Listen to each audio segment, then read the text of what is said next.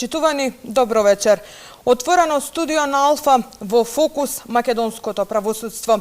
По серијалот изминативе 30 дена подготвени прилози на теми од судскиот и обвинителскиот систем, вечерва во два дела дебатираме за наактуелните теми со нашите гости. Скандали, корупција, доверба во судството од само 2%. Како до правна држава, како македонските граѓани да ја добијат правдата која ја заслужуваат. Меѓународната заедница постојано критикува за состојбите во судско-обвинителскиот систем, кој во сите извештаи на Европската комисија добива најлоши оценки. Како да се ослободи судството од политичките стеги? За интерпелациите поднесени во собранието за дел од членовите на Судскиот совет, за Обвинителскиот совет, за Академијата за суди и јавни обвинители, но и за истрагите кои што се водат во обвинителството. Ова се само дел од темите кои што ги дебатираме вечерва со нашите соговорници. На самиот почеток во продолжение го гледаме сублиматот од едномесечното истражување и анализирање на состојбите во судството. Прилогот го подготви колешката Паула Костадиновска. Вилма Русковска, Љубомир Јовевски, Чарлиевите ангели од СЈО што наплатија милиони, случајот 27 април, Весна Дамева, судиите на ДУИ и разбудениот државен обвинител Љупчо Коцевски. Ова се само дел од состојбите кои го прават судско-обвинителскиот колач, а јаготката на шлагот е довербата од само 2%. Системот е клекнат на колена, а со години наместо правда произведува само политички хајки и огромни скандали. А вака почна. Ставивме уште еден темел на неселективна правда и на правосудство кое гарантира одговорност и казнивост за секој кој што го прекршил законот. Правда и борба против криминалот и корупцијата. Оваа често повторувана изјава на екс-премиерот Зоран Заев вливаше надеж дека СДСМ во својот мандат ќе се залага за реформи во правосудниот систем и за судови кои ќе бидат независни. Заев честопати ветуваше силна и професионална судска власт која нема да подкликнува под каков било притисок. А како понатаму се одвиваше? Ова не го сметам за суспензија на Вилма Русковска. Ова го сметам за суспензија на правото и суспендирање на правдата. Пензионирана, но не и заборавена, Вилма Русковска. Последиците што ги остави низиното шефување во организиран криминал се чувствуваат и сега. Важеше за обвинител на СДСМ која гонеше политички нарачки како случајот со 27 април, а кариерата ја запечати Арафат Муареми од истата партија. Сакаше да ја тресе финансиската полиција. Стопената доверба се должи на судиите кои се поврзуваат со ДУИ и таа листа не е куса. Судијата Пајазити кој му дозволи на УЧК командантот Блерем Рамадани да избега, удобно си седи во фотелјата како заменик на шефот на кривичен Иван Џолев. Енвер Беџети, за кого сад тврди дека зел мито и чувал предмети во фиока, членот на Судскиот совет Селим Адеми, кој го спаси од истрага председателот на управен Сејдини за сомнежите и злоупотребите на АКМИ системот. А има и такви судии на кои им лепи раката, како што е велешката судијка која со фалсификати додели дуќан, врховниот судија што зема мито и лежи во затвор, а син му суди во Скопскиот кривичен суд. Меѓу нив е и членот на Советот на обвинители Иџет Мемети, кој подкупот од 10.000 евра требаше да го подели со врховниот судија. Има и амбициозни судии, па така Добрила Кацарска, откако македонските бранители од случајот 27 април со пресуда ги обележа како терористи, сега дели правда во Уставен суд. На иста фотелја да седне имаше амбиција и екс-државниот обвинител Јовевски, откако во неговиот мандат ги протурка сите постапки на политички прогон, но не му се оствари сонот. После толку скандали, нормално е граѓаните да се разочарани. Не верувам на никого, ни на држава, ни на суд верувам. Само може да се фатиме за рака и додиме да се фрлиме у Вардар. Го изгубив патот од, не сакам да спомнам судиката, затоа што алтернативен пат ми даде, што треба со хеликоптер и со дронови да луѓето што си купија плац од мојата нива, за да дојдат до тоа. Долго време лечи? Многу долго. Работните спорови се предолги. Мисли дека ќе се реши? Не верувам. Не му верувате? Не му верувам. Слушаме доста примери дека и покрај здрави аргументи дека некои одлуки се спротивни на правдата. Според адвокатот Сашко Дуковски, никакви реформи нема да го закрепнат кривкиот судски систем, ако функционерите си ги задржат фотилите. Не можете вие да имате институција како Републички судски совет кој што со прст не мрда. Совет за обвинители нешто подобар, но еднакво лош. И да очекувате дека нешто ќе се превземе. Тоа се институции кои што се наменети исклучиво да бираат суди кои што одговараат на одредена политичка номенклатура или да разрешуваат суди кои што не се подобни на исто така некоја политичка структура. Кога станува збор за изборот на членовите на судскиот совет, токму тука беа и нашите забелешки на оние изјави за разрешување на членовите, затоа што ќе беше многу подобро собранието ако ни презентираше некаков план како планираат да ги изберат следните членови пред да размислуваат за тоа како можат да го прекинат мандатот на овие. После сето ова, очигледно е дека судството е во бездна, а реформи се повеќе отитни. Ова беше прилогот на колешката Паула Костадиновска, а по краткиот блок реклами се враќаме во студиото со првите гости во нашето отворено студио во Фокус, македонското правосудство.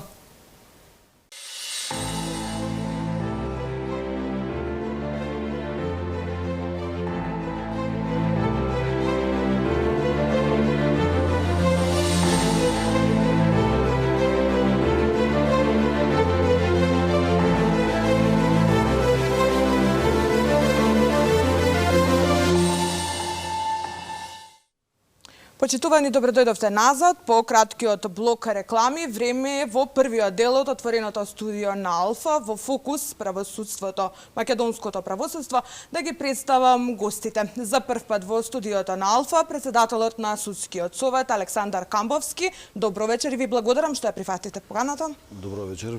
Благодарам што ме повикавте. И републичкиот јавен обвинител Љупчо Коцевски. Добро вечер и за вас. Драго ми е што сте во студиото на Алфа за прв пат. Добро вечер и поздрав до гледачите.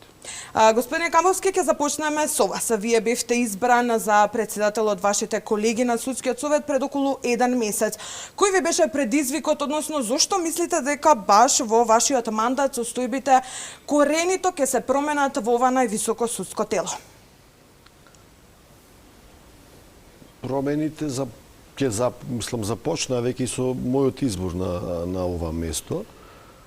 Зошто сметате така? Сметам дека јас сум еден од членовите, така наречени нови членови, што дојдовме пред неполни 6-7 месеци сум член на Судскиот совет. Имаме уште и други членови кои што се нови. Оваа година очекуваме уште 3 нови членови да има на Судскиот совет.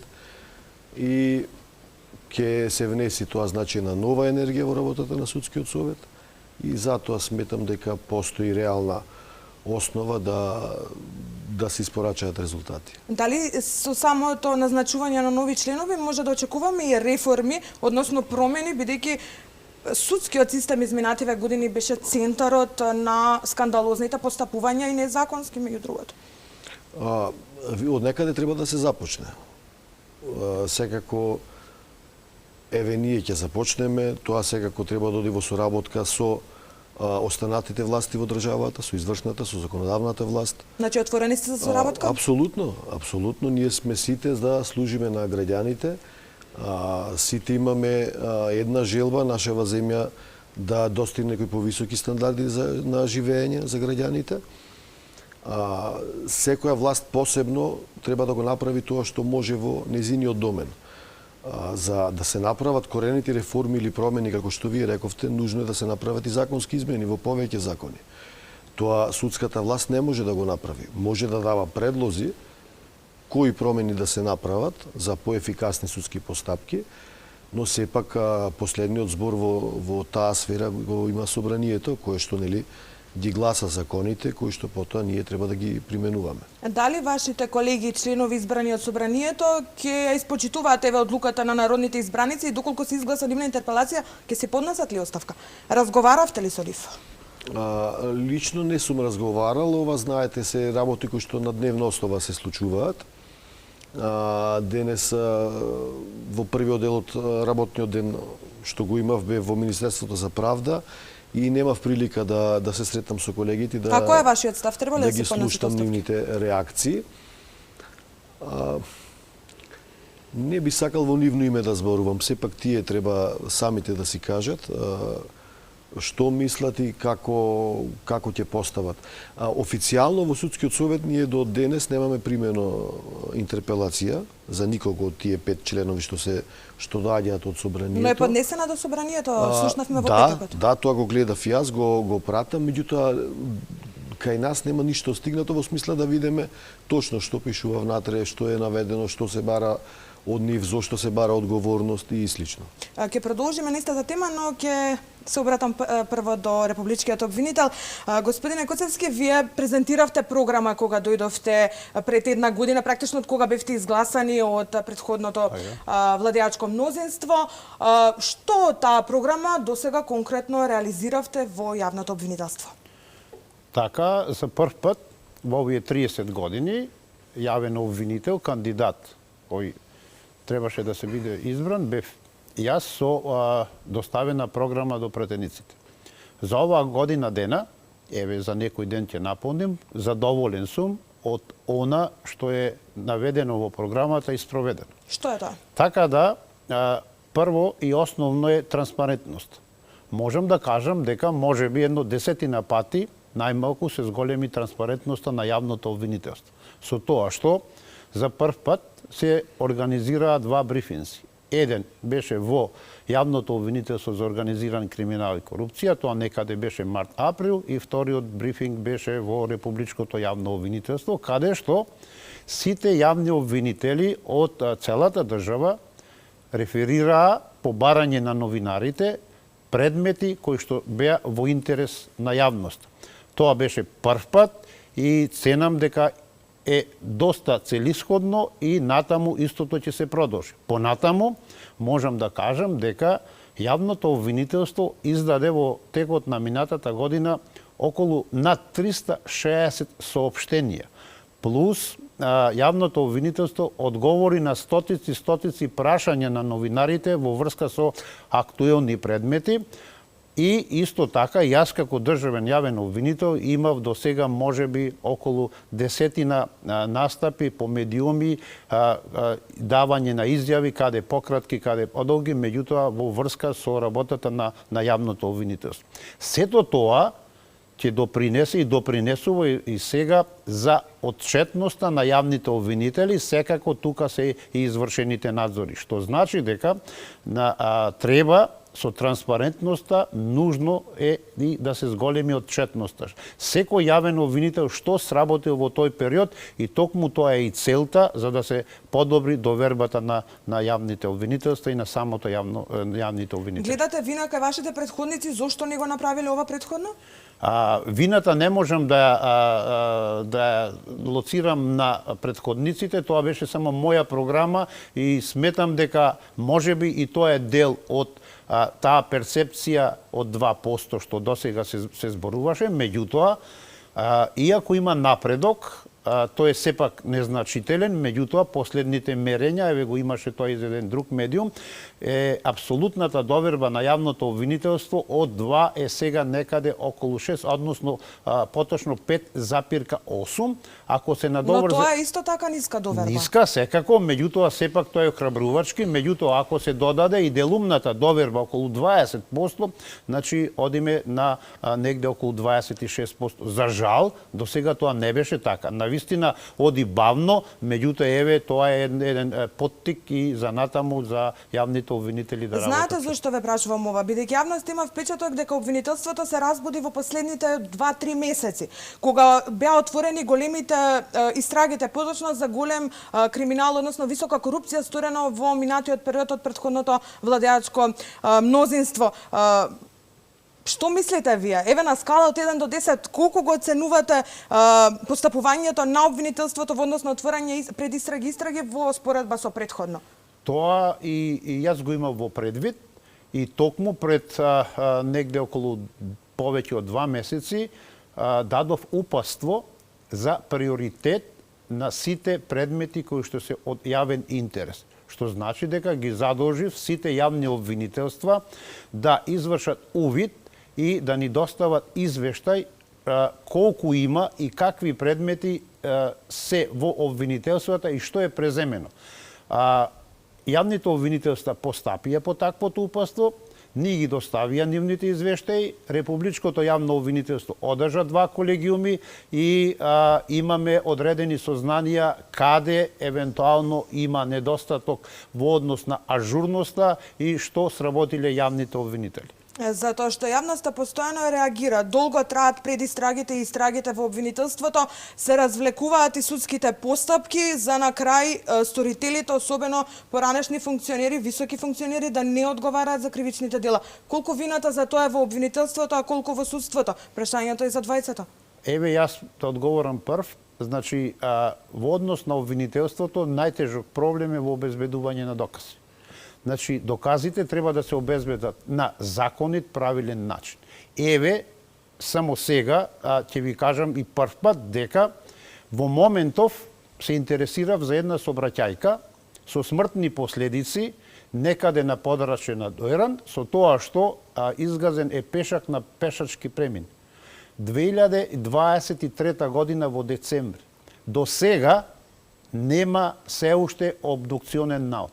Само тоа е вината за одолговекување на Значи, постапките? само ова да повторам. Значи, 10 пати јавниот обвинител ургирал, до сега можеби, меѓутоа година и повеќе е поминато зашто го нема тоа вештачење. Сега тука се поставува она прашање дали обвинителството е неажурно од субјективни или од објективни причини. Тоа ми беше и целта на моето дадено упатство, затоа што не само да го обвинителството да се фрли теретот, туку обвинителството да ги ажурира сите постапки токму на овие околности, затоа што имаме вештачења кои што каснат со месеци, па еве ова повеќе од година дена. Навистина не може да се фрли теретот на јавното обвинителство, затоа што јавното обвинителство навистина зависи од ова вештачење, а да не споменам дека и економско-финансиските вештачења се навистина сложени и таму чакаме по неколку месеци. Предметот за онкологија трае исто така, истрагата трае 1 година, можеби и повеќе од 1 година. Што е причината во тој предмет? Токму така, тоа е истата околност, истиот факт, затоа што јавниот обвинител во таа постапка ги презеде сите дејствија. Се чекаат само уште вештачењата.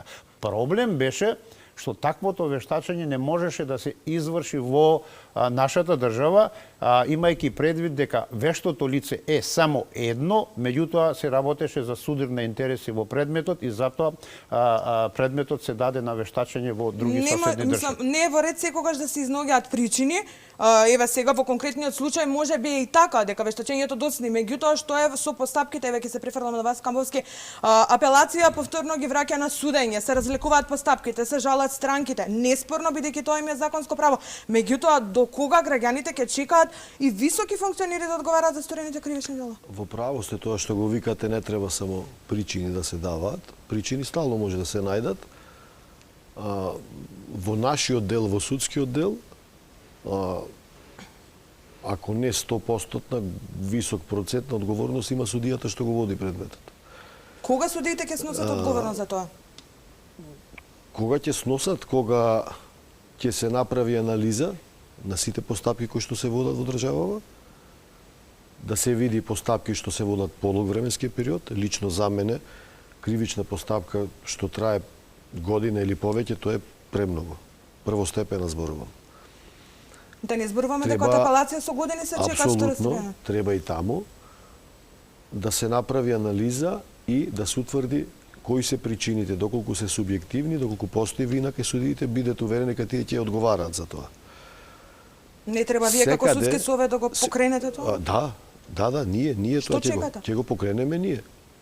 Јас сум само 1 месец на местово каде што сум и во 1 месец можев да направам колку што направив. Нормално во натамошниот период ќе следат такви проверки, ќе следат и предлози за законски измени. Имаме многу и лоши законски решенија во самите процесни закони кои што даваат простор да се манипулира, да се користи тој закон, да се одолговлекуваат постапките. Значи не е само од една како да речам, проблемот е покомплексен и треба повеќе стран пристап да има во неговото решавање. Да, треба да се бара одговорност од судиите, но исто така треба да се бара и причини во законот, како тој да се подобри, за да се намали можноста од долго трајање на постапките. Постојано бараме оправдување во законите. Да ги имаме и најсовршените закони, ако не се почитуваат, залудно е. Значи мора да се, па тогаш доаѓа одговорноста на судијата. Ако ние имаме добар закон и повторно ни се одговлекува постапката, тогаш причината е во судијата. Затоа што судијата, ако не му изготват вештачење, може да го казни вештакот. Значи има алатки во процесниот закон кои што судијата треба да ги користи. Треба правилно си го менаџира времето, за во некое си нормално време да ја заврши таа постапка, дали е граѓанска или кривична, без разлика. Друг проблем што го имаме и што исто така е фактор што понекогаш ги одговлекува постапките, е што имаме криза со кадар. Да, темата ќе отвориме и таа подоцна. Прво ќе ве прашам за анализата што ја најавивте дека треба да се направи во однос на сообраќајните незгоди. Односно во казните, изречените казни во однос на сообраќајните незгоди. Дали планирате во скоро време да започнете на таква анализа за да видиме во сообраќајни незгоди со смртни последици какви казни биле изречени? Казнената политика во нашата држава и усогласеноста помеѓу 4 апелациони подрачја што ги имаме, ги ја води Врховниот суд. Ние како судски совет можеме како некоја препорака да дадеме на Врховен суд или некое да побараме некој објаснување, меѓутоа тој што е должен да се грижи за тоа воднечување на праксата и на казнената политика е токму Врховниот суд. Постојат разлики во казнувањата, меѓутоа не може едноставно да се договори зошто, затоа што не постојат два исти случаеви, две исти фактички состојби. Секој предмет е посебен, си има посебни и затоа не е ни едноставно да кажете сите сообраќајки треба да бидат, не знам, со 10 годишна казна затвор или сите треба да бидат условни или сите, значи тоа е тешко. Затоа имаме индивидуализација на казните. Меѓутоа ако зборуваме само за сообраќајки, до сега може би била во некои апелациони подрачја поблага казнената политика, но сепак тоа не е единствениот проблем за тоа што ни се случува. Единствениот причинител. Значи тука се бројни фактори поради кои што имаме зголемени сообраќајни незгоди, посебно со човечки жртви. Не беше така во случајот со Васил Јованов, односно возачот кој усмрти Фросина Кулакова на пешачкиот премин на Партизанска. Апелација му пресуди затворска казна откако претходно кривичен имаше донесена одлука за да оди во поправен дом. Беше ли оваа одлука донесена под притисок од јавноста? Не би сакал да шпекулирам. Затоа што имавме протести со илјадници граѓани на улица. Гневот се истори практично. Точно и сигурно и тие суди што одлучувале во апелација, тоа го гледа, го слуша, нели сите гледаме и телевизија и портали пратиме. Дали тоа влијаело на нивната одлука, не можам да кажам, тоа треба самите тие да кажат. А дека го гледале притисокот, го гледале на јавноста. Да, Коцевски, докаде е истрагата за сообраќајната незгода на Партизанска? До сега, од моите сознанија, истрагата е во прибирање на докази, со тоа што само можам да напоменам дека имаше интерес и од страна на оштетената страна и истите и родителите и блиските биле кај јавниот обвинител, се запознале со текот на истрагата и можам да кажам дека немаат никакви забелешки во тој дел што е преземено до денот кога јавниот обвинител им ги презентирал доказите. Јавниот обвинител побара и родителите да бидат повикани на распит во полициска станица. Биле ли на распит? Запознаени ли сте? Родителите на детето секако дека и тие ќе бидат повикани и кај јавниот обвинител за да евентуално се испитаат и некои други околности кои што се во интерес на истрага. Сега со случувањето, односно по последната сообраќајна незгода, јавноста се сети на многобројни пресуди и истраги кои што биле отворени во обвинителството токму за вакви незгоди. Една од тие е прегазениот пешак на мостот Гоце Делчев, каде што имаше првостепена пресуда, апелација укина и се уште по 3 години и повеќе нема одлука за Кумановката која што го прегази. Мислите дека ваквите случаи даваат впечаток на неказнивост од страна на правосудниот систем? Видите, ако постапката е во судот, обвинителството е тука само странка. Делот обвинителството ја завршило работата со подигање на обвинение. Сите други останати процедури и текот на постапката главен е судот, односно судијата кој што ја води постапката. А зашто има впечаток дека постојано се ја префрлате топката, не судот, не обвинителството, така беше само и во вака, последниот случај. значи јавниот обвинител собира докази, води предистрага, води истрага, собира докази и подига обвинение. Обвинението оди до судот. Понатаму јавниот обвинител е странка. Значи главен во таа постапка понатаму е судот. Судот е тој кога ќе насрчи предметот, кога ќе држи расправа во однос на доказите што се презентирани од едната и другата страна и така натаму. На крај, тоа сето резултира со донесување на санкција. Во однос на санкцијата, лично ако ме прашувате мене за собраќајките, јас можам да кажам дека моето мислење дека истите треба да бидат повисоки.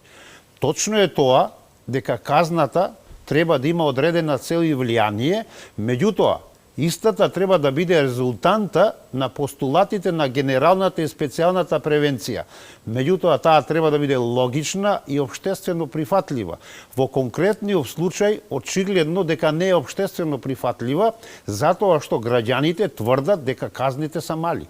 Сметам дека токму и на таа околност се сегашните нови измени од страна на законодавецот, што е, реков, и тоа е моje мислење, затоа што навистина треба да се загрижиме, се работи за многу човечки животи, во текот на една година, ми се чини за минатата година имаме над 130. Тоа е многу голема работа и многу загрижувачки. Така, напоменавте, обвинителот е странка. Зошто обвинителството генерално не инсистира, не се жали за повисоки казни во случај каде што има простор да биде поднесена жалба подоцна? Не е така, обвинителството се жали, реков, таму кога ќе процени дека има услови за да се изрече повисока казна. Меѓутоа, има одредени околности и факти во однос на висината на казната. И еве ќе кажам дека многу битно е сообраќајното вештачење. Често пати вештите лица кажуваат дека допринос на незгодата има и оштетениот. Меѓутоа, во кривично право не може да има поделена одговорност. Обвинетиот е или виновен или не е виновен.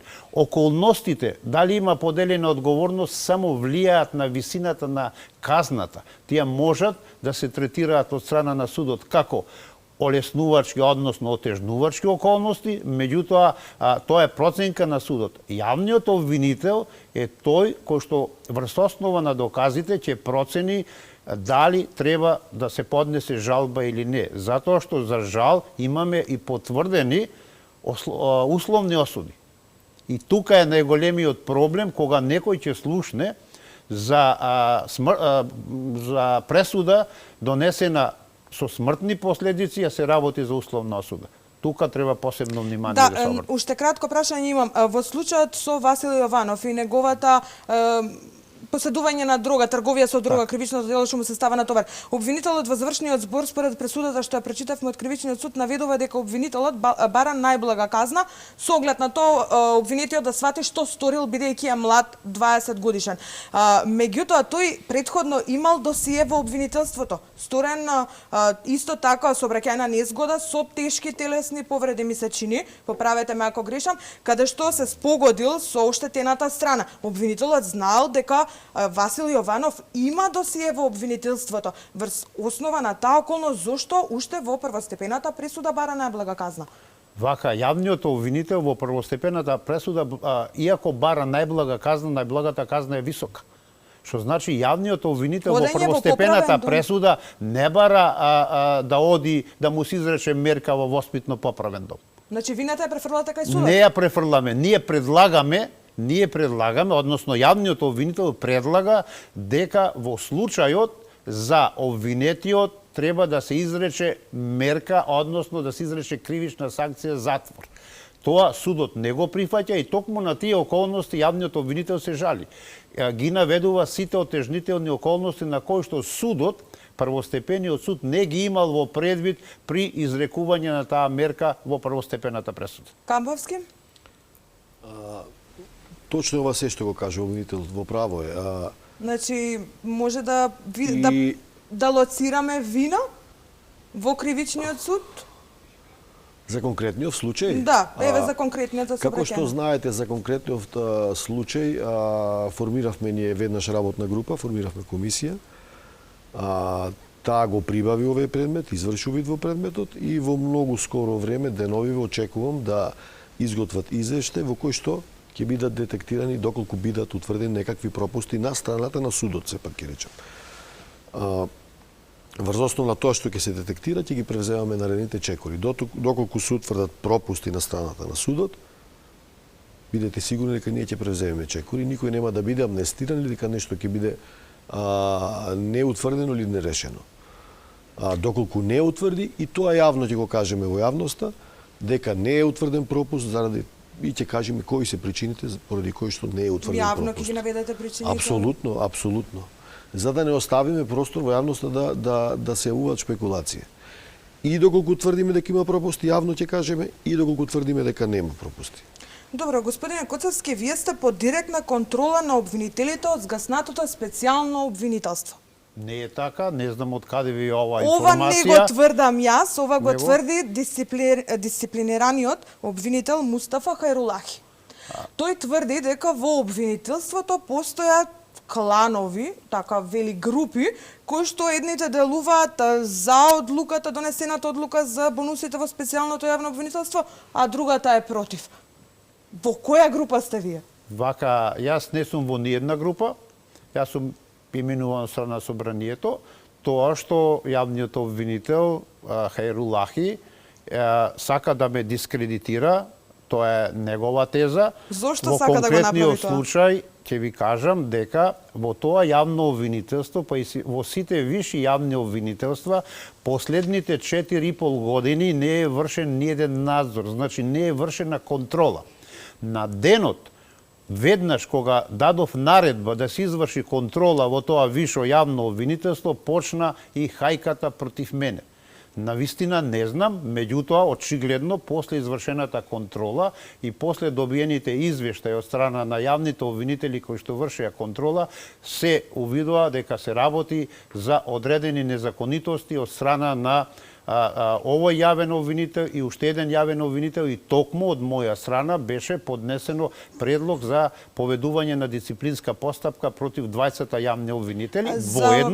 Воедно од страна на вработените, на дел од вработените во вишото јавно обвинителство против обвинителот Хајрулахи има поднесено исто така кривична пријава по член 143, со тоа што предметот беше даден во основното јавно обвинителство Скопје, меѓутоа да нема евентуално сомневање, предметот се даде во Републичкото јавно обвинителство и се препрати во основното јавно обвинителство Штип, со тоа што јавниот обвинител во основното јавно обвинителство Штип врз основа на приложените докази и врз основа на пријавата утврдил дека во случајот се работи и за уште едно кривично дело злоупотреба на службена положба и овластување, и сега се води постапка против Хајрулахи за тоа кривично дело. Хајрулахи тврди дека оваа кривична пријава е поднесена под ваш притисок од страна на вработените, односно вие сте ги присилиле да поднесат кривична пријава против него. Вака, јас вработените не ги ни познавав во времето кога тие на неколку пати доставувале дописи и до мене како државен јавен обвинител и до Советот на јавни обвинители, и не знам, ми се чини и на друго место. Со тоа што тоа негде почнало таму некаде јули, август, не знам точно да кажам, и почнало со предметите за бонусите? Не, бонусите тука да не ги мешаме. Почнало со тие притисоци на кои се жалеле и она малтретирање што покажување на пријавителите, и токму затоа истите поднеле кривична пријава. Во врска со бонусите можам слободно да кажам дека нема никаква врска ниту дисциплинската постапка, ниту тоа што Хајрулахи го пренесува. Можам само да кажам дека политичка партија поднело до јавното обвинителство за организиран криминал кривична пријава во врска со бонусите. По таа кривична пријава јавното обвинителство за организиран криминал донело решение со кое што е отфрлило таа кривична пријава. Со тоа што после политичката партија поднесува жалба против тоа решение, иако политичката партија не е оштетена страна. И тука јавниот обвинител... Оштетен е буџетот на државата? Буџетот на државата, меѓутоа не е тоа доволно не оштетена страна е онаа страна која што е директно засегната. Во конкретниот случај политичката не се средствата на политичка партија на буџетот. Во законот стои јасно кој е оштетен. И народните пари се така е, меѓутоа единствен што ја штити државата во конкретниот случај јавниот обвинител. Што значи дека вишиот јавен обвинител, обработувач на предметот, признава, донел решение со кое што од една страна ја уважува жалбата на политичката партија, а од друга страна во самото решение наведува дека точно е тоа, дека политичката партија не е странка и дека не може да вложи жалба. Што значи сега одлуката е сега, односно решението на јавното обвинителство за организиран криминал е укинато од страна на јавниот обвинител што бил обработувач на предметот и сега е предметот и понатаму во јавното обвинителство за организиран криминал. Овој предмет не е воопшто како предмет и како пропуст ставен во постапката што се води и против едниот и против другиот јавен обвинител. Значи овој предмет нема врска со ништо. Тоа што Хајрулахи сака да го поврза овој предмет со сосема друга работа, тоа е негово право и негово видување и сака да ме дискредитира. А токму е тоа контролата што после 4,5 години се врши не само во Висшето јавно обвинителство Скопје, туку и во сите јавни висши обвинителства во држава. Ќе ве прашам и за контролите, односно надзорот, но ќе се вратам на господинот Камбовски. За кланови и групи се пишуваше и во судскиот совет, особено при разрешувањето на незаконското разрешување на поранешната председателка Весна Дамева. Истите членови сега се предмет на интерпелација во собранието. Мислите дека овие членови ќе придонесат за корените реформи во судството и враќање на довербата од 2%? Како што ви кажев, мнозинството од членовите се менуваат. Веќе имаме сериозна бројка на нови членови кои што се дојдени. Во разрешувањето не се променени. Тие што се во периодов што следи, еден член во јули и уште 2 члена во декември им истекува мандатот. Што значи ќе останат уште 2 членови, да речем, од тоа време. Значи нема да се поднесат оставка, ќе чекаме крај на мандатот? Не знам да ви кажам, сепак тоа е нивна одлука, треба тие да си кажат, да се произнесат. Во ред, ајде да отвориме Академијата за суди и јавни обвинители. Јавно веќе е познато по долго време дека имате недостаток како на суди, така и на обвинители. Кој е решението за недостатокот? Еве 130 слушатели кои што се утврди од страна на управниот суд дека незаконски се вработуваат во предизборија, постапката се уште не е вратена, заврши успешно еве 8-та генерација, 97 од кои 50 суди, 47 јавни обвинители. Како ќе се надмине овој проблем, кој очигледно е и проблем, голем проблем и за обвинителството и за судството? Ајде, Камбовски, од вас ќе почнеме.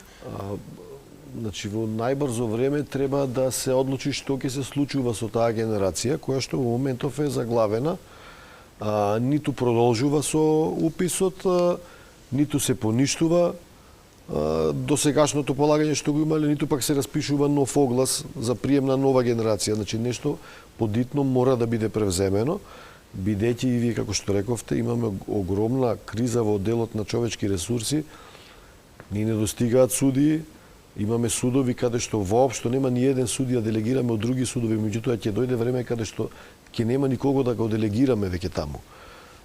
Мора подитно да се превземе нешто и Академијата да профункционира. Па имавме повеќе вака некои неофицијални предлози кои што се надевам ќе успееме заедно и со Академијата, заедно и со Обвинителскиот совет. Па имавме некои предлози за скратени обуки кои што може да се вршат во Академијата, да може да се јават стручните соработници ни судовите, ни јавните обвинителства кои што се низ државава.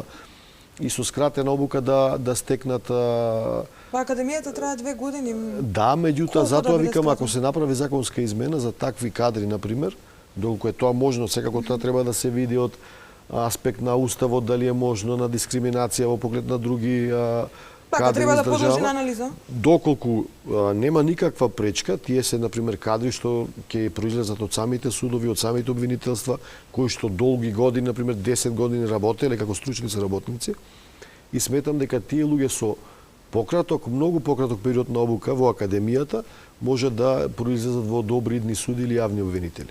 Еве, например, тоа би било еден начин да се овој акутен проблем да со акутно решение да се реши. А за војнина поже повторно во некоја нормала да се вратиме, каде што би можела повторно академијата да трае 2 години или пократок период.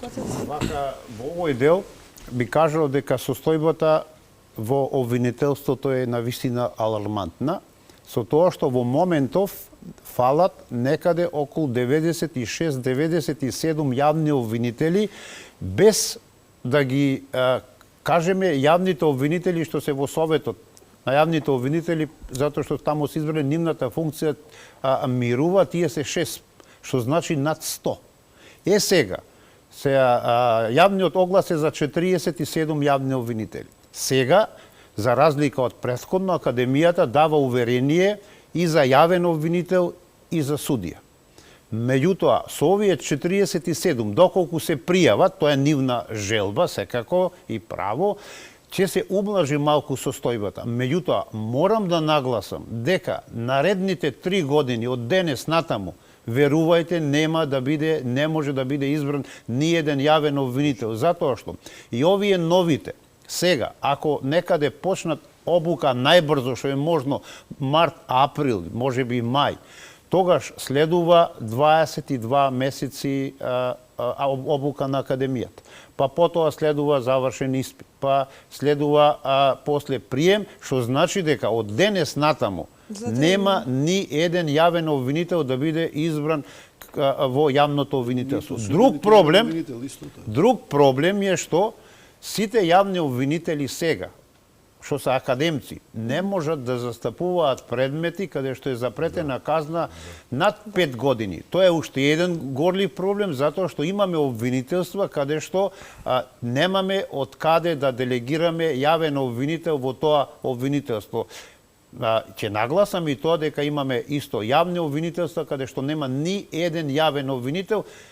Ако над сето тоа во однос на ефикасноста и довербата се надоврзе и јавно-обвинителската служба, навистина состојбата ни е многу алармантна, затоа што еве ќе ви напоменам дека по систематизација јавното обвинителство во моментов треба да има 1126 јавни обвинителски службеници.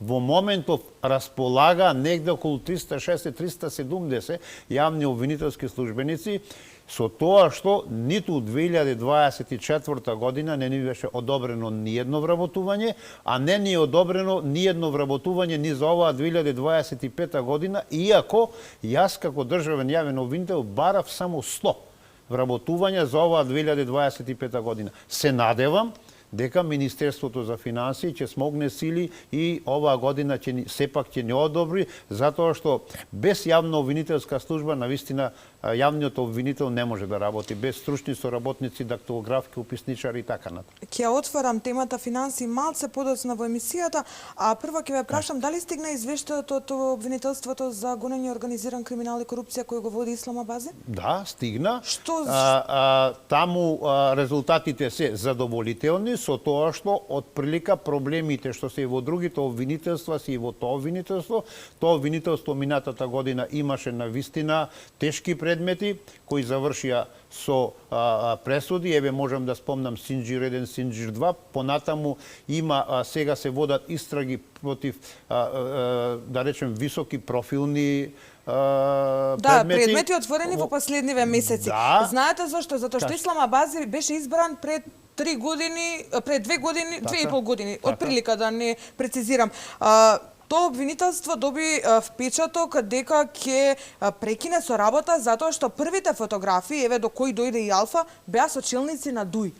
Јавноста се откажа на некој начин дека обвинителството на чело со Ислам Абази ќе гони чилници од Демократската унија за интеграција.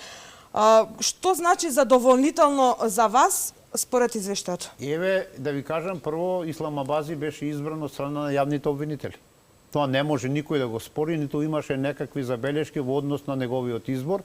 Имаше кандидати... Имаше забелешки од меѓународната заедница за Да, имало, меѓутоа во однос на гласањето немаше никакви забелешки, истиот освои најголем број на гласови. А обвинителите нема видено слика од него, јавноста, новинарите нема видено слика. Очигледно дека Толку бил обвинителите познат? не можам да кажам зошто гласале за него. Тој имаше највише гласови. Доби довербата токму од колегите. А зошто, како тоа постапката беше тајна за избор и тој во тоа гласање доби неколку гласа повеќе од второпласираниот. Во однос на другиот дел, дека не ги гони сторителите, евентуалните сторители на ДУ и така натаму, и еве кажите за кој предмет кој што има поднесено кривична пријава, така, за Соравија, постапката е во тек. Колку долго ќе биде во тек? Еве чекаме. До тогаш кога јавното обвинителство ќе обезбеди докази цврсти, јасни, сигурни на законит начин. Добро, ни тече времето. Господине Камбовски, докаде е предметот за Паезит и бегството на Блерим Рамадани? Знае јавноста за кој случај станува збор, особено како може државјанин кој не е македонски државјанин на туѓа земја, да го прати во куќен притвор, додека треба да биде во меѓувреме треба да биде испорачан. Србија го бара. Во повеќе наврати имам кажано, постапките се тајни, кои што се водат во судскиот совет. Завршена е постапката? И не смеам да споделувам ништо во поглед на актуелни постапки. Значи не е завршена. Секоја постапка што ќе биде завршена, јавно ќе биде објавена, што ќе биде правосудно завршена и ќе бидете запознати целата јавност. Судијата Енвер Беџети заедно со Артон Груби заврши на црната листа за влијание. Има постапка за него? Не смеам да ви кажам, мислам, мене жал ми е... Ама во ред ли е судија кој што завршил на црната листа да им дели правда на граѓаните? Не сум кажал во повеќе наврати, не е убаво тоа ни за... Овие работи влијаат врз довербата? Влијаат, во право сте, апсолутно. Па што ќе преземат? Може би нешто превземаме. Мене навистина ми е жал, но такво е законското решение. Не можам да споделувам и да ви кажувам конкретно што споделуваме. Бидејќи законодавецот се одлучил во тој дел постапките бидат тајни. Мене ми е жал, меѓутоа јас најмногу од сите, верувајте, би сакал да кажам дали против некого имаме постапка или не. Докаде е постапката во обвинителството за овој случај и дали било организирано бегството на Груби? Се интересира јавноста за ова. Вака, во однос на второ прашање, дали било организирано, тоа не можеме да кажеме, затоа што од наша страна, од страна на обвинителството, неколку дена пред Груби да ја напушти границата, беше издадена мерка стоп до сите излезни, односно сите граници на државата, што значи дека јавното обвинителство постапи согласно законот и во тоа фаза на постапката издаде наредба за мерка стоп. Понатаму, како е... Има постапка се води за полицајецот кој што го пропуштил. Така е, постапка има против службеникот кој го пропуштил, поднесено од страна на Министерството за внатрешни работи.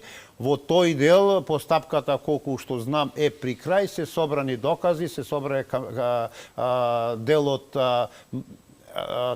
ми се чини сведоци сослушани се, камерите се исто така обезбедени, начинот на кој што истиот напуштил, начинот на кој што службеникот извршил контрола и така натаму, и ценам дека многу брзо ќе има и јавно обвинителска одлука. Во ред, имам уште кратко прашање. Зошто обвинителството чекаше кривична пријава од МВР за злоупотребите во СМ?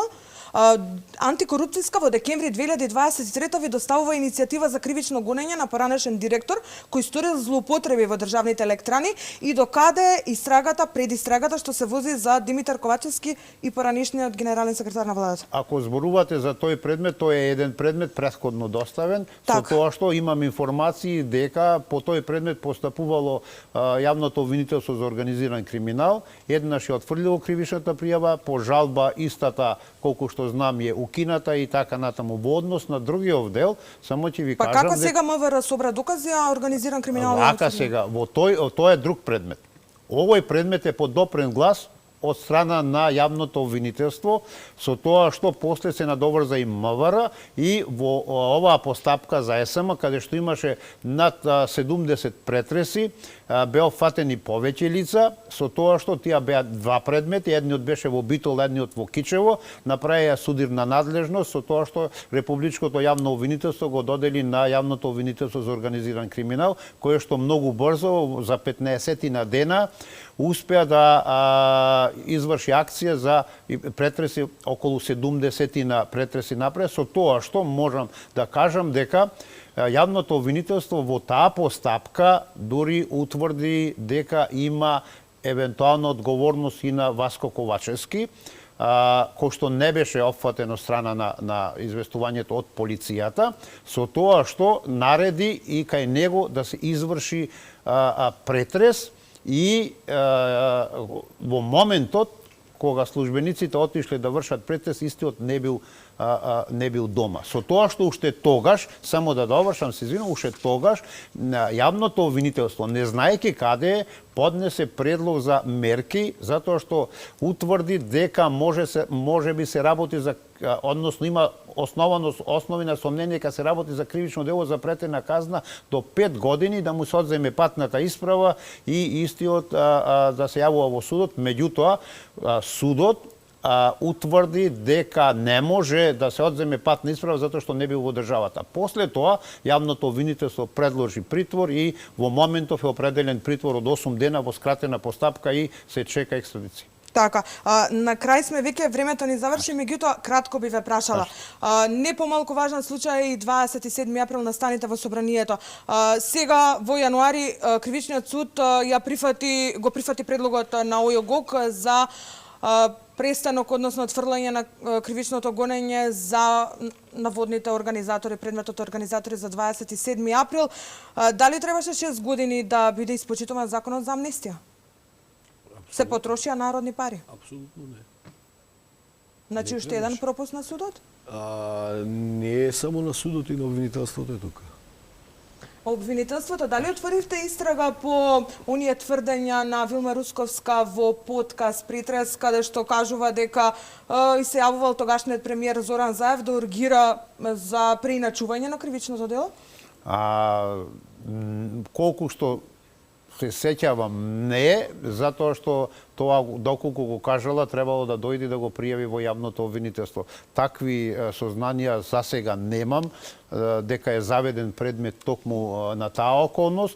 Во однос на ова што го кажа председателов на судски совет, само ќе кажем дека јавното обвинителство имало подигнало обвинение, меѓутоа по напаствија, по укинување 2 пати на судската одлука од страна на апелациониот суд, јавното обвинителство беше задолжено од страна на првостепениот суд да даде мислење и јас како државен јавен обвинител посветив посебно внимание на таа околност и одржав проширен колегиум со сите јавни обвинители од Републичкото јавно обвинителство, како и со сите јавни обвинители од висшите јавни обвинителства, со тоа што купно на број 17 јавни обвинители се произнесува за мислењето и констатиравме дека во конкретниот случај има место за такво мислење што ние го даваме, да не образлагам, затоа што тоа беше веќе истакнато неколку пати во однос на дадовно соопштение за тоа. Лупчо Коцевски, републички обвинител, ви благодарам за гостувањето и председателот на судскиот совет Александар Камповски. Се надевам, се гледам и во следна прилика. Алфа секогаш останува отворена за соработка.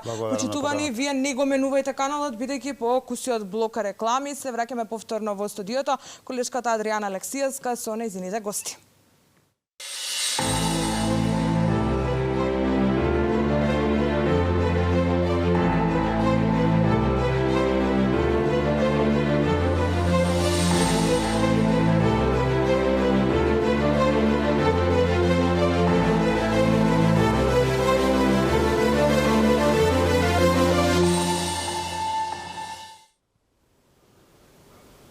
Почитувани гледачи, го следите вториот дел од отвореното студио во Фокус, посветен на теми од македонското правосудство.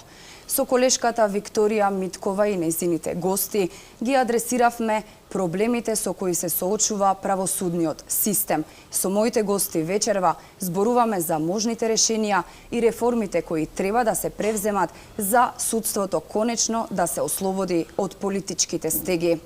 Добре дојдовте, Михајло Маневски, поранешен министер за правда. Ви благодарам што ја прифативте поканата. Благодарам што ме поканивте. Дарко Аврамовски од Коалиција Сите за правично судење. Ви благодарам и вам. Добро вечер, благодарам на поканата. И Бранко Геровски, новинар со долгогодишно искуство. Ви благодарам што сте со нас. Благодарам. Маневски, ќе започнам со вас, со редоследот по кој седнавте. Со најактуелната тема, една од најактуелните, тоа е интерпелацијата поднесена за дел од членовите на Судскиот совет, односно 5 члена кои се избрани од Собранието. Сметате ли дека доколку им биде изгласана недоверба, треба да си поднесат оставки или треба да останат и да работат во и така кревкиот судски систем кој често пати е мета на критики? Па мислам дека време беше да се покрене конкретна постапка за утврдување на одговорност на членовите на Судскиот совет што се избрани од Собранието на Република Македонија. Заради тоа што веќе на секому му е јасно и не треба тоа да се многу повторува, бидејќи состојбите и во судството и во јавното обвинителство се повеќе од лоши. Ја не сакам да говорам за рейтинг, затоа што не е тоа рейтинг или доверба од 2 до 3%, затоа што тоа е една крајна би рекол крајна неефикасност во постапувањето, кое што доведува до исклучително штетни последици. Јас можам да ви кажам дека и во законот и во Уставот на Република Македонија во амандманот 29 е предвидено дека Судскиот совет поднесува извештај за својата работа до Собранието, а во членот 100 од Законот за Судскиот совет, ставот 8 се наведува дека доколку Собранието не го усвои извештајот за работата на Судскиот совет, тогаш тоа е основ за покренување на постапка за одговорност во институциите од каде што доаѓаат членовите на тој Судски совет.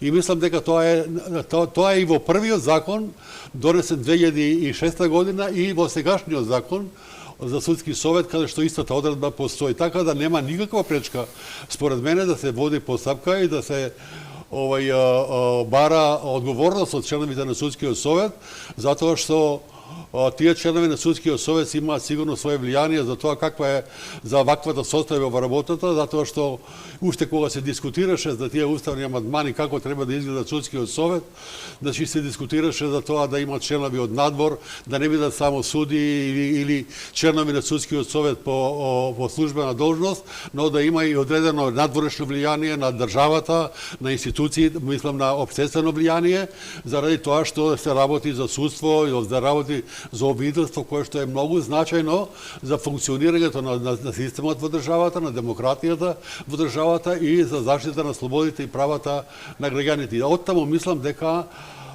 сосема во право се становиштата кои говорат за тоа дека нема функционер во држава кој што не може да биде земен на одговорност. Значи, тоа се однесува и на членовите на Судскиот совет избрани од Собранието и на членовите на Судскиот совет кои што ги избрале од самите судови. Тие имаат статус на функционери во државата, а мислам дека согласно Уставот и согласно Законот за Судскиот совет нема личност, мислам нема функционер кој што ако е избран да не може да биде разрешен од тој што го избрал, затоа што очигледно е дека во оваа ситуација доаѓаме во ваква ситуација доаѓаме до еден абсурд би рекол, да имаме ние права, нас не избра, меѓутоа никој не може да не разреши, што апсолутно не е точно. Точно. Во однос на самите оставки, Коалиција Сите за правично судење, но и генерално Блупринт групата постојано алармираше, дури и се побараа предходно оставки, меѓутоа се сведе работата на тоа да мора да се направи некаков притисок во јавноста, односно по однос на поднесените интерпелации во Собранието. Сметате ли дека ова е правиот чекор за да почне реформирањето токму од ова тело, но и од членовите за кои и вие генерално предупредувавте и предходно? Јас мислам дека ќе беше многу доблесно и многу исправно, затоа што тоа јавноста го очекуваше, овие членови на Судскиот совет сами да се даде оставка. Сите членови на Судскиот совет сами да се даде оставка. Значи срамно е.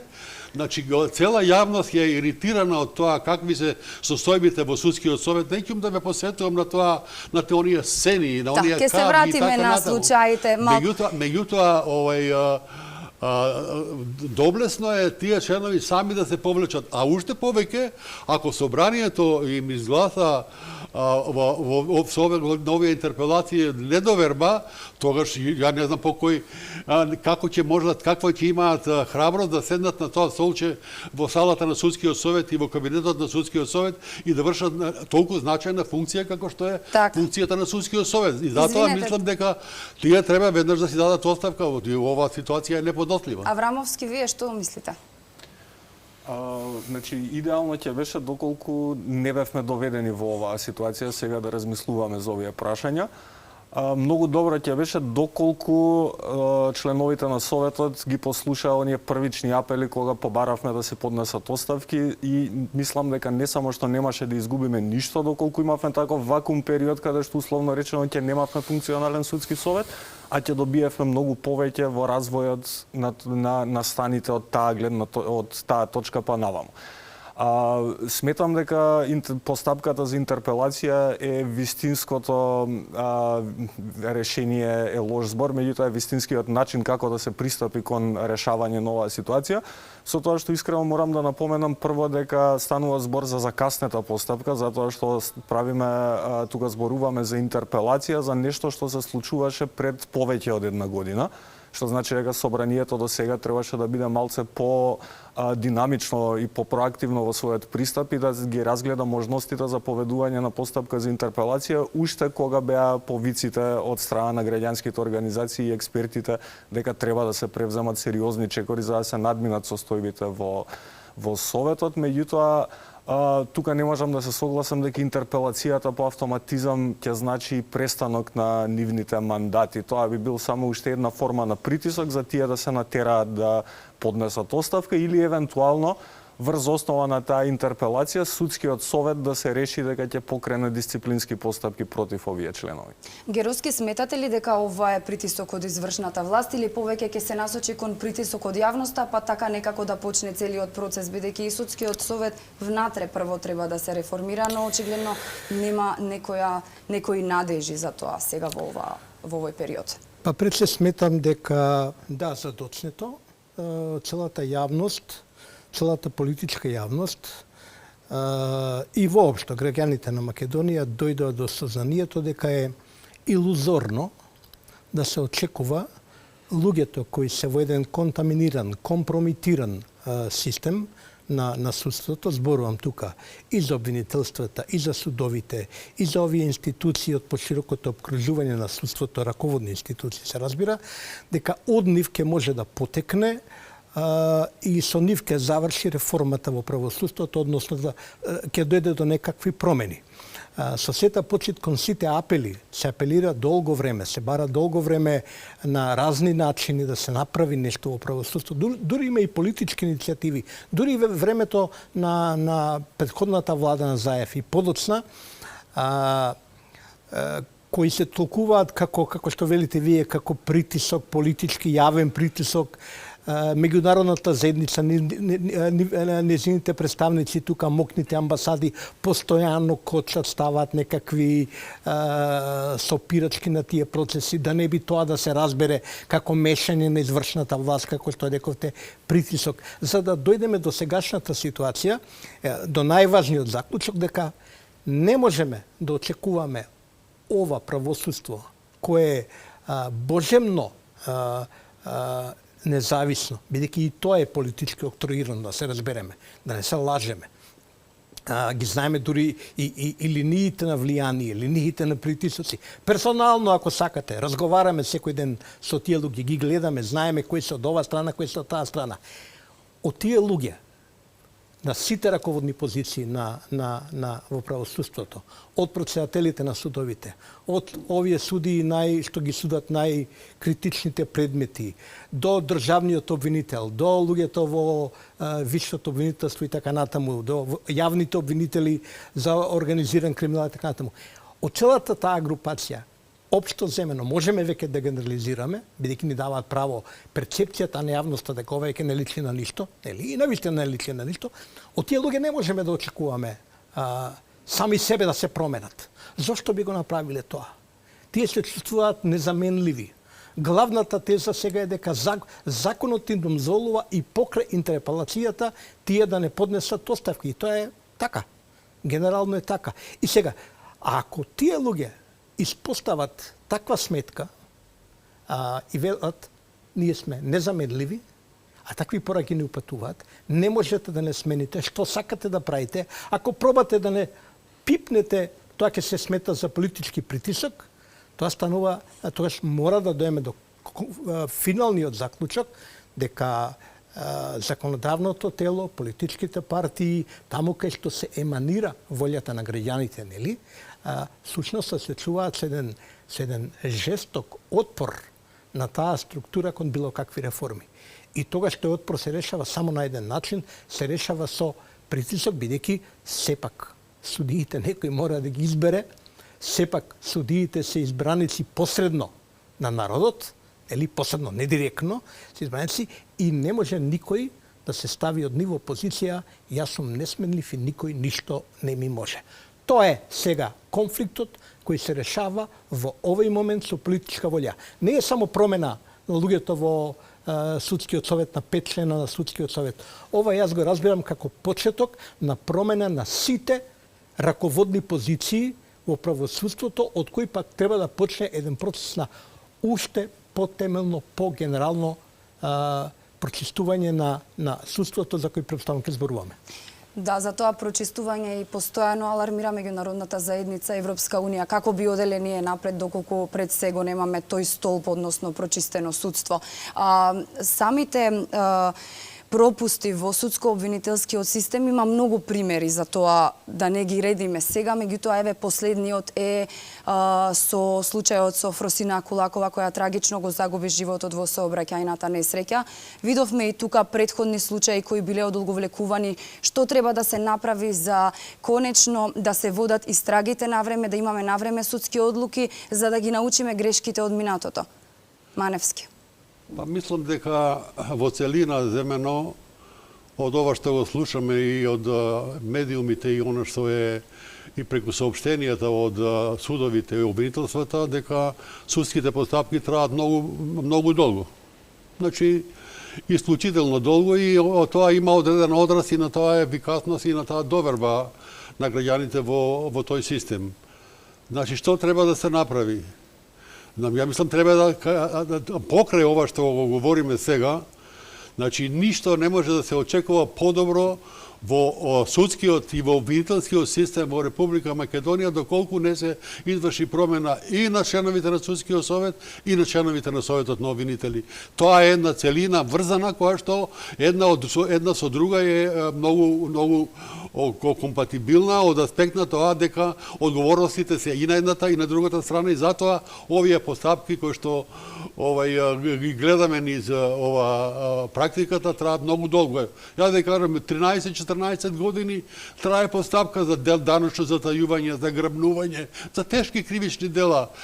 85 пати се одложуваат судења. 25 пати на тие судења не отишол јавен обвинител. Од кои на 7-8 пати не отишол јавен обвинител кога сите дошле во судницата, и обвинети, и адвокати, и странки, и сведоци, само државата нема. Го нема јавниот обвинител.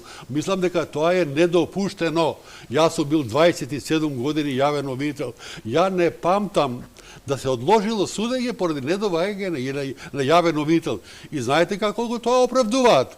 Дека јавниот обвинител што требало да иде на судење бил ментор во Академијата на суди и обвинители или бил на службено патување, имал семинари така натаму. Ништо поважно нема од судницата за јавниот обвинител и не може поради тоа да се одложуваат судења. Тоа е катастрофа. Ја не знам до која мера и каква е таа свест Значи, ја не можам тоа да го замислам, а камоли ова сега што го гледам и што го читам, да се одложуваат судење и во целина, во целина земјано и со новиот закон за кривична постапка, кој што требаше да ја постапката да биде забрзана, да биде една гаранција за правата и на обвинетиот и за заштита на општеството од криминал, меѓутоа очигледно е дека или доволно не го разбра или обвинителите или судиите суштината на тие измени во законот за кривичната постапка и сега судења се одлагаат по 1, 2, 3, 10, 15 пати, 1, 2, 3 години. Тоа е недопуштено.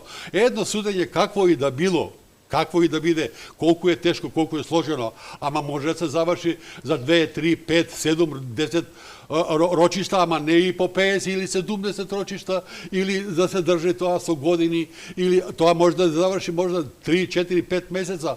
Ако судијата, ако обвинителот, не може обвинителот кога не се дојде ни странките, обвинителот има улога таму во судницата да предложи мерки за тие што не дошле, да предложи други средства кои што ќе доведат кон убрзување на постапката. Овака сега тече како некоја летаргија и сега стално се ослободуваме кон тоа дека ево постапката ќе биде завршена, ама кога ќе биде завршена? Какви цели ќе се постигнат? Значи постапката мора да биде ефикасна, постапката мора да биде гаранција за остварување на правата, меѓутоа не е гаранција едно судење од по 5, 6, 10 години каде што многу дела и веќе застаруваат. Развлечените судски постапки, токму до тоа сакав и да стигнам и во однос на промената на кривичниот законник, за кој имавме многу критики од меѓународната заедница. Ова дополнително се развлекуваат и случаи во кои се вмешани високи функционери за злоупотреба на народни пари и така натаму. Што мислите, Аврамовски, во однос на кривичниот законник? Во кој дел најмногу треба да се обрне внимание кога нели ќе се надеваме дека ќе се промени повторно? Значи, кога станува збор за кривичниот законник, сега тука практично имаме две паралелни постапки. Едната е за донесување на целосно нов кривичен законник, што треба да се направи, бидејќи постоечкиот е конфузен, е менуван многу пати, има недоречености, нелогични следови на реченици, кривични дела што во голема мера се преклопуваат и слично. Меѓутоа, она што е најбитно во моментов се измените на кривичниот законник кои би се однесувале само на враќањето на казните на кривичните дела злоупотреба на службената положба и злосторничко здружување. Тука не е прашањето само за застарување на кривичните дела и неказнивост од аспект на ниските казни, туку согласно новиот закон за кривичната постапка што го спомна господинот Маневски, ваквите кривични дела кои се со пропишана казна затвор до 5 години се водат во рамки на условно, како што е кажано тоа, како што е наведено во законот, скратена кривична постапка. Тоа значи дека таму воопшто не постои фаза на истрага, што значи дека јавните обвинители воопшто не можат да користат посебни истражни мерки, не можат да применуваат посебни истражни техники, не можат да ги обезбедуваат лицата и доказите со користење на мерки како што е притворот и слично. И она што е уште дополнително што се надоврзува на оваа ситуација е тоа што сега надлежноста за гонење на овие кривични дела не е повеќе во специјализираното јавно обвинителство, односно јавното обвинителство за гонење организиран криминал и корупција во Скопје, туку е во надлежност на локалните обвинителства, местните основни обвинителства ширум градовите, кои и онака се исклучително во исклучително незавидна положба заради недостигот на ресурси и јавни обвинители, поради што, имајќи го се ова предвид, ние практично сега имаме многу голема неказнивост и неможност да спречуваме и санкционираме кривични дела што се однесуваат на високата корупција. Но има и такви случаи кои по 6 години кривично гонење, еве во случајов конкретно организатори за 27 април, обвинителството за организиран криминал и корупција, повикувајќи се на законот за амнестија, се повлече од кривично гонење. Дали на крај се испостави дека се работи за политички прогон, се испостави за одолговлекување на истрагите, па повторно нели мешање, да кажеме, со тоа што се врати предметот на повторно судење по одлуката на апелација и сега веќе се повлекуваат? Ако мене ме прашувате, тој предмет е пример на класичен политички прогон. И тука нема никаква дилема, јас го следев детално кейсот на еден од обвинетите на Трајко Велјановски, на поранешниот спикер. И тука од почетокот знаат обвинителот, знаат судиите дека нема никакво кривично дело. 40 претеници од парламентот, не еден, не 4, туку 40 претеници, вклучително од тогашната опозиција, вклучително го Зоран Заев, вклучително Оливер Спасовски и сите други посведочи дека нема никакво кривично дело. Судијата најде форма односно обвинителството најде форма да го спречи овој политички прогон конечно со повикување на законот за амнестија, инаку и донесувањето на ослободителна пресуда беше обврска. Предметот беше вратен на првостепениот судија, мислам дека Трков беше судијата, со јасно укажување од апелација, после кое судијата нема што да прави, освен дека погрешно проценил и битието на делото, постапката ја сгрешил. Буквално процесот беше една катастрофа, барем за организатори. Тука немам никакви дилеми. Но сакам да кажам дека има повеќе проблеми во правосудството. Не е само, проблем е неажурноста. Проблем е, како да кажам, проблем е самото преследување, ваквите политички случаи, други во случаи во кои се форсира неказнивост. И сега гледам сведочим еден таков болен случај под големо внимание на јавност, под притисок на јавноста и така натаму. Има многу такви случаи, има такви многу проблеми во правосудството, од кои барем јас би рекол најмал можеби проблем е институционалната и законската поставеност на кривичните дела во законот во кривичниот законник и на постапката. Таму има слабости, се разбира, но тие не се од таква природа за да ние доживеем да имаме една ваква катастрофална слика во правораздавањето, како што го велат правниците. Значи, постои еден посериозен, поголем проблем. Ние имаме историја на измислување и на вметнување на разни франкенштейн институции со цел нешто да се постигне. Сетете се, специјалното јавно обвинителство, измислено инаку да се скрши законот за кривична постапка, членот 12, кој не дозволува нелегални снимки да влезат во кривична постапка, требаше да биде и беше перцепирано како цреша, како елитата на македонскиот обвинителски систем. Видовме како заврши обвинителството. Во рекет, во делење на пари од граѓаните без врска и така натаму, зашто допрва ќе се суди, се надевам. Ние имаме во основното скопско обвинителство посебен оддел за посебни кривични дела, потешки кривични дела. Тоа е едно од поновите институции измислици. Потоа имаме, бидејќи го изгубивме претходно, па направивме специјално обвинителство за гонење дела за организиран криминал и корупција. Не велам дека тоа се лоши идеи, не велам дека тоа се лоши напори, но тие покажуваат дека кога вие немате субстрат, со други зборови, кога немате луѓе кои ќе ја вршат својата работа одговорно, професионално, според законот, според своето судско обидување, стручни, во крајна линија, треба да се постави и тоа прашање. Вие не можете да имате добри институции. Апсолутно. И кога се разбира во самото обвинителство, во самите судови, од најниските нива, особено во врвовите нови институции, ако имате корупција, ако имате политички притисоци, линии, директни линии на влијание. Значи, персонални линии на влијание, за кои јас сум сведочил, други луѓе сведочеле. Можам да седнеме и в кафе да ви раскажам кој со кога е поврзан. Че го знаеме, тоа е една мрежа комплетирана. Нема шанса со институцијални промени кои се потребни, со законски промени кои се потребни, се е тоа во ред, но нема шанса да промените ништо. Клучот на реформата мора да биде еден, според мене, ова мора да заврши со еден сериозен потек, еден генерален реизбор и на суди, и на обвинители, да луѓето кои работат во правосудството земаат пристојни, треба да земаат веројатно и попристојни, подобри плати и подобри примања, да покажат и да докажат и да се легитимираат пред јавноста и да ја покажат својата одговорност. Бидејќи тие не можат за превезот на независноста на судството да ја кријат сопствената одговорност. Пак речам, основната порака што ја добиваме овие денови од луѓето, од обвинителствата и од судовите е: вие на нас не ни можете ништо.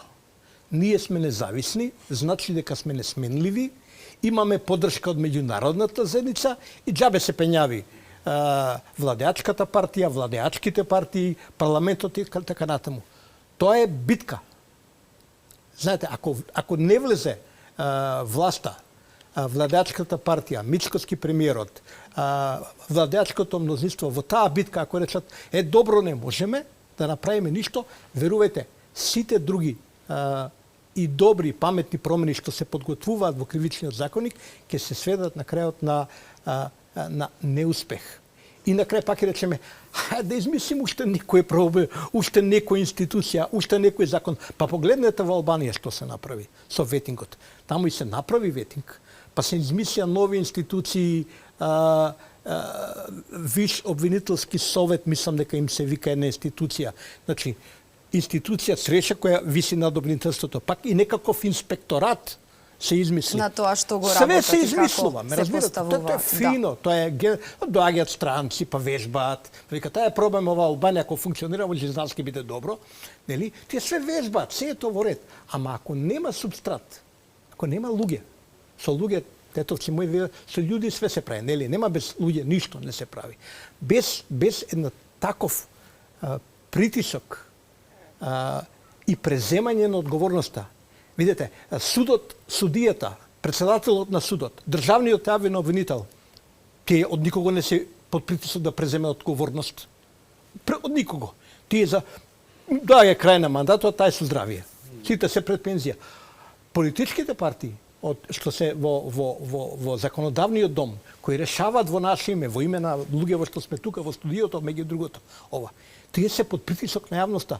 Јавноста им вика на нив, луѓето не одат пред судовите кога протестираат, одат пред собрание. И пред собрание викаат уа. Што викате уа? На кого викате уа? Не, на вистинското место не викаат уа. Тамо очекуваат да се преземе политичка иницијатива.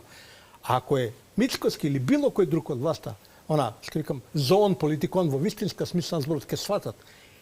Или преземаш таква активност, или повлечи се. Или ќе јас ова не можам да го направам и утре ќе стигне казната од народот. И промените понекогаш се многу болни, меѓутоа мора да се спроведат. Нема да ги колеме луѓето, па нема да ги бесиме, па сите ќе имаат пензии, па никој не умрел од реформите, се разбереме, да не претеруваме околу тоа. Таква и тоа е делот од последството. Леле што ќе ни направат, леле страшно е тоа. Па што им фали? Не беше и во периодот на господин Мановски, ќе кажам, може ќе ми се налути малку, судството за, не знам, чека за мирисање и тогаш проблеми. Токму тоа и сакав да прашам. Ево го гледам после долго време здрав, жив, ова, критики има повеќе од 20 години, да. Што им фали? Критики има и имало и во времето на вашето владење, нели еве скоро пред 20 години сигурно, било. Да. Дали сметате дека тогашната извршна власт какви грешки направила и што може да ги подучите овие следните кои доаѓаат од вашите грешки и од работите за кои биле критикувани, бидејќи ова е тема која се провлекува повеќе од 2 децении, знаеме. Жалосно ова се тема, добро рековте, се провлекува многу долго време, а тоа е многу штетно и многу жалосно. И сега ги бараме генезата, зошто е тоа така? А не беше тоа така. Ја мислам дека ако се вратиме уназад на 10 на 15 години, значи постојано место да се подобруваат состојбите, нивото на овај функција, нивото на чувството на одговорност во вршењето на толку значајната судска функција, место да се зголемува, паѓа. И ја да ви кажам право, бејќина бев многу изненаден кога слушнав едно известување од Сдруженијето на судии, ова единица во основниот суд, каде што реагираат дека судијата правилно постапила и така натаму. Дали сте вие слушнале некогаш тоа Сдружение на судии да го дигне гласот поради тоа што оштетени граѓани не можат со години да ги остварат своите права, да се дигне тој глас на тие судии да речат доста е, ние веќе ќе постапуваме совесно, ќе постапуваме ажурно и ќе постапуваме ефикасно, затоа што ние работиме во името на граѓаните. А како се дојдоа до ситуација да се дигнат и судии и јавни обвинители, сега здружени и сега као да некој нив ги постојано ги напаѓа, неосновано ги напаѓа и тие се доваѓаат во некоја состојба да се бранат. Никој не ги напаѓа. Ги напаѓаат состојбите што они ги создадоа. ги напаѓаат состојбите на она што е темел на ова би рекол една деградација во судскиот систем, почнувајќи од онај Совет за судски реформи кој го предводеше господинот Зоран Заев. Значи имаше исклучително многу добри познавања од областа на судството, па ги водеше судските реформи. Ги инсталира партиските кадри, го смали нивото на свеста и во судовите и во обвинителствата, тргнувајќи од заштита на сопствените лични интереси. Се преквалификува делото, се елиминираа посебните истражни мерки за оној случај од 1 евро за црквата, 1 евро за вицето и посебните истражни мерки немаат никакво дејство. Значи, тотално е присутно со години веќе една девалвација и на свеста, и на совеста, и на функционалната одговорност на носителите на функциите и во судството, и во јавното обвинителство.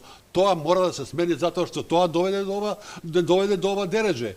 И сега кога го говорам ова, значи морам ургентно мора да се делува. Имам некој печаток дека некои работи не одат баш така брзо како што толку колку што е потребно да се изменат. Значи, измени кривичниот законник, она диверзија што се направи со измените на кривичниот законник, сега немате одговорност вие за кривично дело, злоупотреба во постапка за јавни набавки, 2 години казна, 3 години казна таму за дело злоупотреба за службена положба и така натаму. Јас направив еден закон револтиран, да ви кажам, со оглед на тоа да сум ја 50 години во таа практика, да направив еден закон за измени и дополнување на кривичниот закон, да се вратат тие кривични дела со тие санкции, да се воведе едно ново кривично дело кршење на закон од страна на судија и јавен обвинител, затоа што тоа ќе делува и превентивно, а тоа ќе има одредена функција и во јакнењето на таа нивна одговорност во вршењето на функциите. Каде што мора да се предвиди, ние имаме кривичен законник кој што има за 1/3 до 2/3 поблаги рокови за застаралост отколку што има, да речеме, кривичното законодавство на Словенија, на Хрватска и така натаму. Треба да се земат примери од други земји, дефинитивно тоа е многу значајно заради тоа што се нанесуваат многу штетни последици. Еве, господинот Силков најави брза измена на кривичниот законник, затоа што цел кривичен законник треба многу долго време, ама и ова е неподносливо сега, сите дела ќе застарат, кого ќе го судиме ние? И кога го гледаме криминалот ние, ево, јас ја имам таа статистика, ама таа треба да се чита. 1550 пресуди се донесени за овие вкупно со казни затвор. 57% од казните се условни осуди во Република Македонија.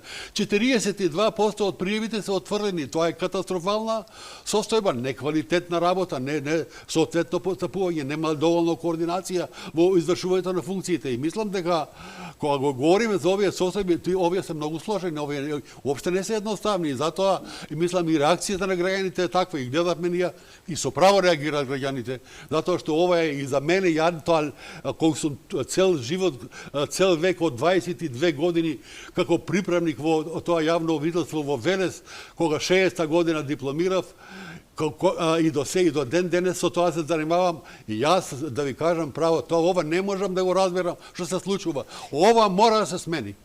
По препораките на оценската мисија во однос на конкретно законот за судски совет и коалицијата активно учествува, докаде се тие преговори, разговори во подготовката на тој закон и што може да очекуваме некое подобрување со овој нов закон? Работната група функционира во моментов и се очекува до крајот на месецов да го заврши процесот со законските измени. Меѓутоа, законските измени тука секако дека законот има простор како да се унапреди, но како што кажа и претходно господинот Геровски, не е главниот проблем во законот. Затоа што и самата оценска мисија, најголемиот дел од препораките, речиси половината од препораките, беа токму на промена на пракса, промена на начин на однесување и на постапување на судскиот совет. И тие се уште гледаме дека затајува и покрај тоа што судскиот совет отворено истакнува дека тие ги имаат имплементирано во пракса таквите препораки, оние 17 препораки што се однесуваат на промена на праксата.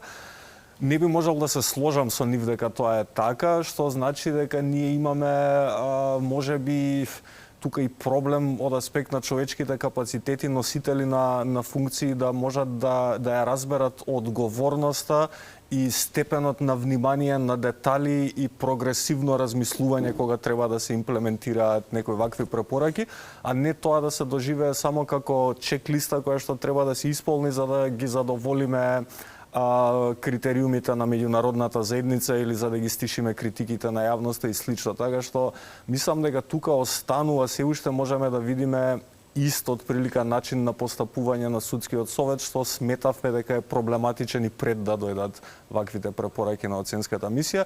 Се уште имаме лоши образложенија на одлуките за избор, за унапредување на судии, за разрешување на судиите. Дори последниот избор што беше на судии за апелациониот суд Битола, имавме ситуација каде што повторно имаше одстапување од воспоставената ранглиста на кандидати и пак немавме некое суштинско образложение зошто е настапено ваквото одстапување. Чисто, ако можам некако малци, можеби ќе го извулгаризирам како беше, но кога се избираа кандидатите по редоследот на ранглистата, образложенијата беа за тоа што тие се согласно ранглистата. Кога дојде редот да се одстапи од ранглистата, образложението едноставно беше па ранглистата не е единствен критериум. И повторно се сведуваме на најголемиот проблем, може да се каже, политичкото влијание, вмешаност, поврзувањето на судии и обвинители со политички партии и така натаму. Геровски ве прашувам, еве конкретно за Ислам Абази. Знаеме дека беше поврзуван со една политичка партија, но и натаму раководи со обвинителството за гонење организиран криминал. Како да очекуваме кога надежите со самото негово именување згасна, тој да води случаи кои се поврзуваат со функционери поранешни на таа партија со која е тој сам поврзан? Молам, не е коректно да го коментираме само едно име на еден обвинител за неговите политички врски, а да го прескокнеме државниот јавен обвинител, например, Лјупчо Коцевски, да ги прескокнеме едно десетина обвинители од поранешното и од поранешните високи структури на обвинителството кои се занимаваа со гонење, наводно гонење на организиран криминал и корупција, и сега све да сведеме на еден лик. Мене тоа ми е, јас би се чувствувал непријатно тоа да кажам.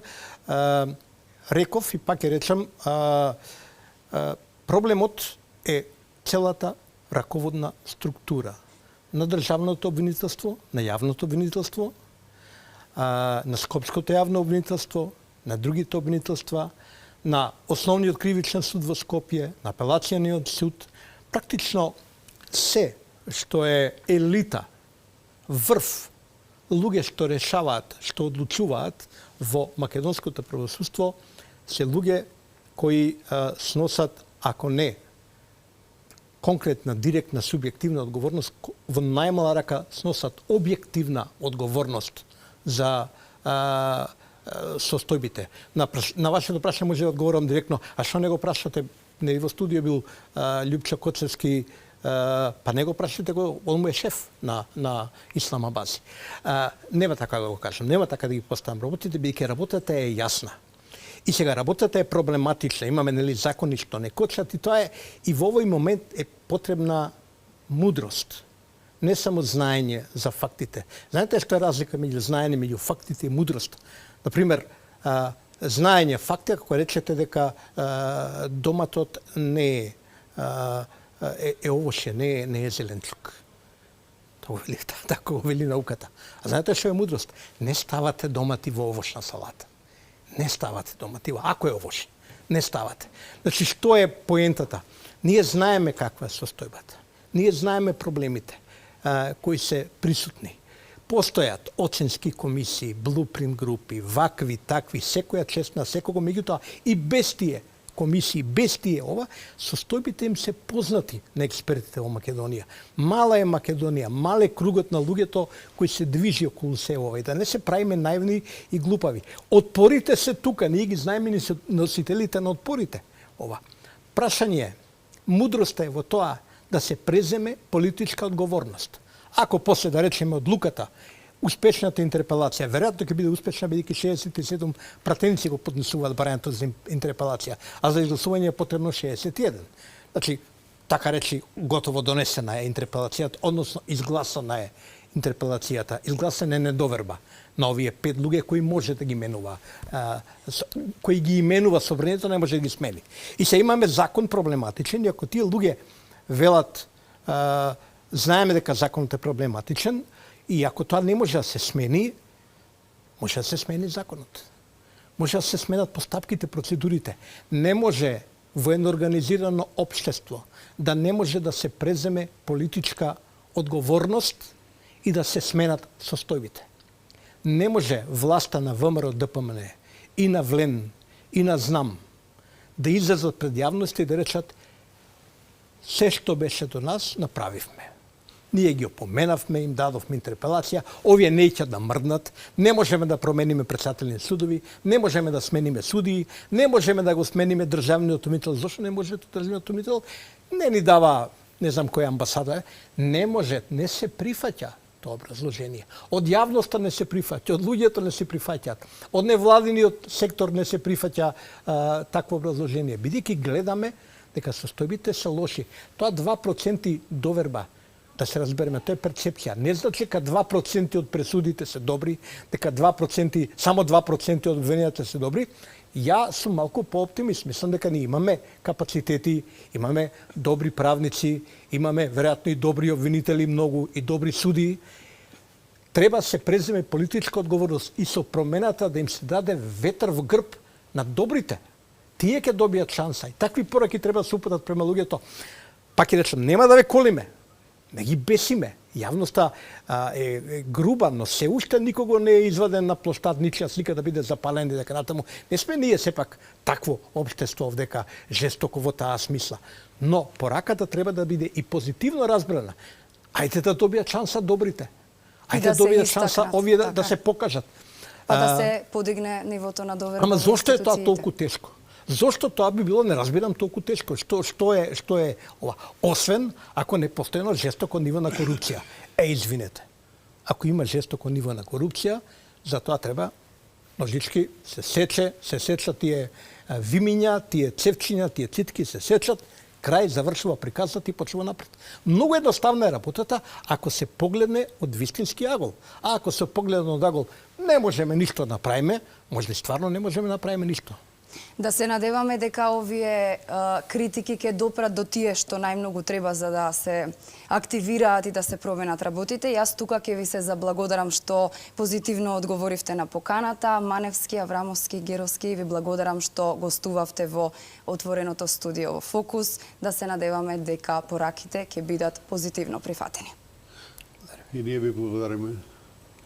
Значи, без промена на раководниот стручен кадар во судските институции, без промена на јавниот обвинител и јавните обвинители во најголемите јавни обвинителства, без промена на поранешните кадри од поранешното рекетарско или криминално СЈО, ние не можеме да очекуваме некоја поголема промена на состојбите во оваа област. Еве го господинот Љупчо Коцевски за 2 дена навршува 1 година од кога ја врши функцијата. Што направи за оваа година? Каква е таа гаранција дека тоа ќе биде подобро утре? Нема гаранција. И затоа мислам дека треба луѓе да тргнеме конкретно. Треба да се разреши, да владата да покрене постапка за разрешување на јавниот обвинител. Владата да покрене постапка за одговорност, затоа што владата е таа што е одговорна, а јавниот обвинител, согласно член 27 од Законот на јавното обвинителство, е одговорен за вкупните состојби во врска со вршењето на функцијата на јавните обвинителства. И гледате вие каква е таа одговорност. А ние сега, ако констатираме постојано, ние нема да ги менуваме состојбите. Значи, да повторам уште еднаш, промена на судскиот совет, советот на јавни обвинители, јавниот обвинител на Македонија, јавни обвинители во основни јавни обвинителства и најголемите ова што се во Скопје, во кривични во основното обвинителство Скопје, кадрите од поранешното се го раководат јавното обвинителство и во основно обвинителство, и во висше обвинителство, и во јавно обвинителство на Македонија. Милион евра добија некои таму средства кои што ги за кои Државниот завод за ревизија констатира дека се незаконски потрошени. Во интерес на времето ќе мора да прекинеме, има уште многу да се зборува. Се надевам дека ќе имаме следна прилика за да ги адресираме и другите можни решенија, па конечно правото да ја добие правдата. Ви благодарам. Благодарам и јас.